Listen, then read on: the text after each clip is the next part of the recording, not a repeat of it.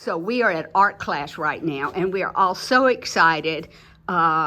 This is BB from Selma, and she shows her work.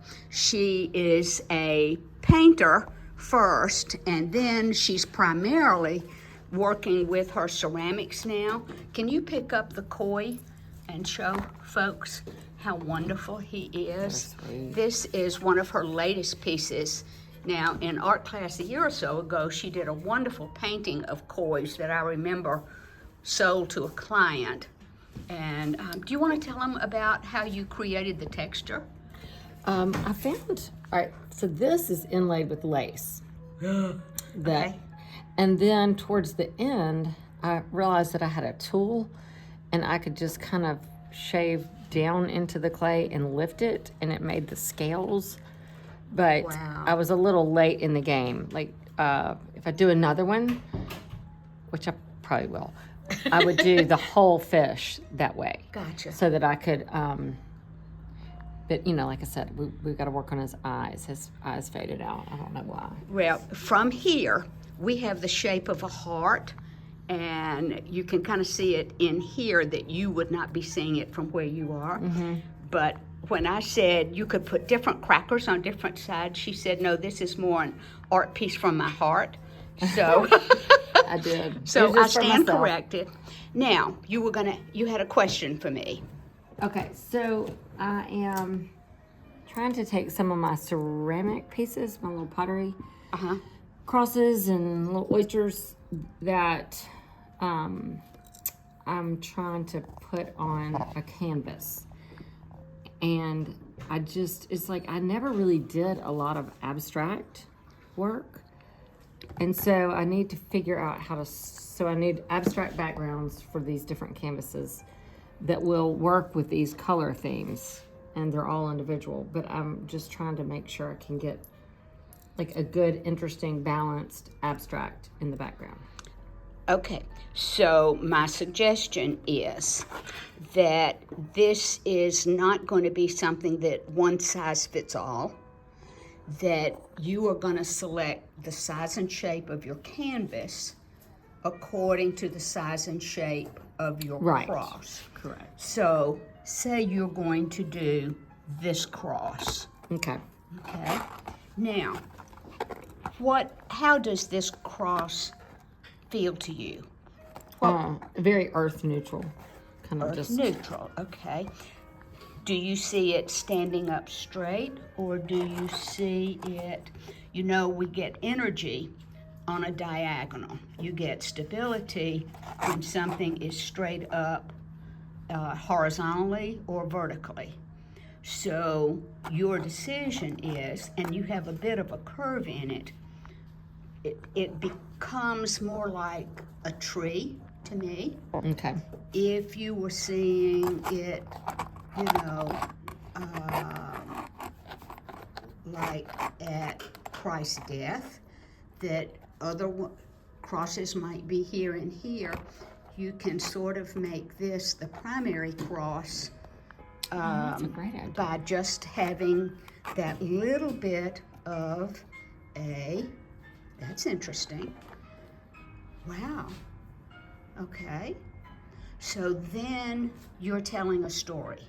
You're enlarging it, beyond what it is.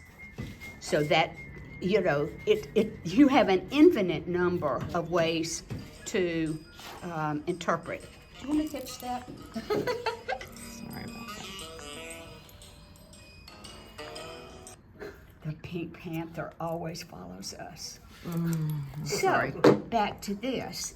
Let's say you were just going to do the one. Then they want to talk to you, darling. Then you are going to start in your head first to see kind of this has some aqua in it. So the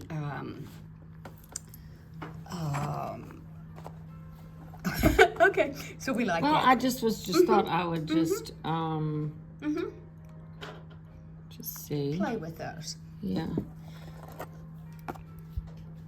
So if you want quiet electricity in this case, Okay.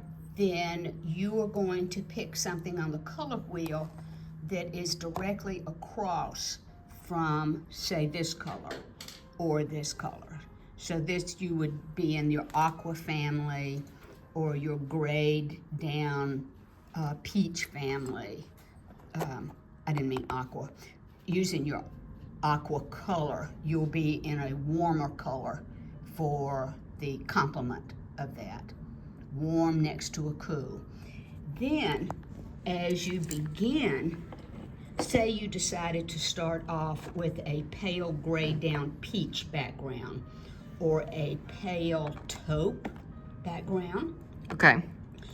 then you will have considered these shapes and the energy that you might want. Do you want a diagonal to perhaps come this way on top of the peach? Obviously, these are not going to be on your canvas as you're working it. Mm-hmm. But you're going to consider where your open spaces are.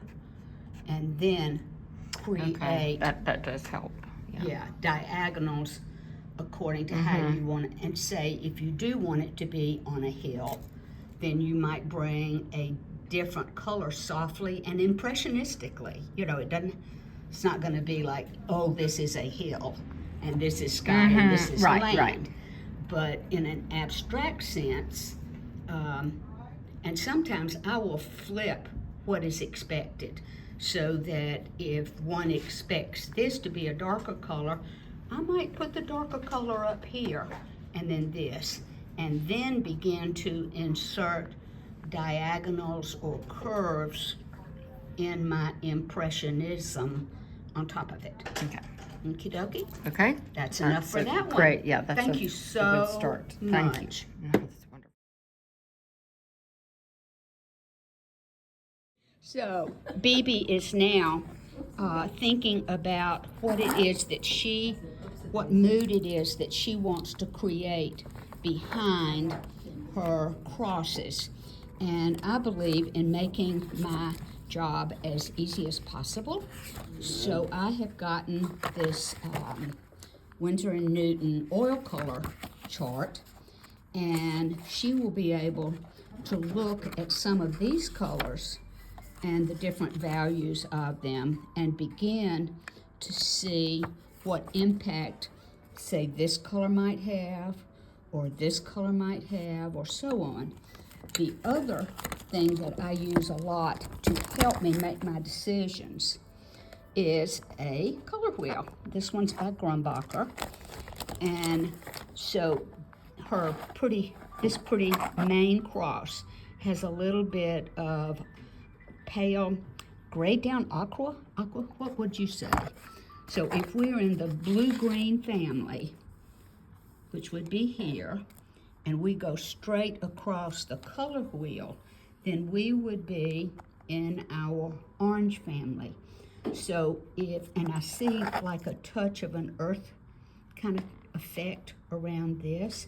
So if her objective, and this of course is solely her interpretation of her work and what it is that she wants to tell with her crosses. If she wants electricity, you get electricity with a warm next to a cool. We know that pure color comes forward. So the more she grays down a color, the more it will recede. And I imagine that she will end up doing because she's really creative. She's blushing. That there will be many tones in the back. Some of them may be in the gray down peach family. Some of them may be a little browner. She's, and maybe she'll take this dark greenish that is also in the cross in some places. So this is where her creativity just springboards into infinity. We hope. we hope something. I get a little traction here. Yep. I'm programming. Yeah, it will springboard. So use the tools at hand to kind of help your brain get a feel for a starting point, and then she'll just kind of go with the flow. Once she gets all her paints mixed and on her palette and can just start applying them to her canvas, and she is using acrylic, so we look forward to seeing what happens next. Take care. Happy painting.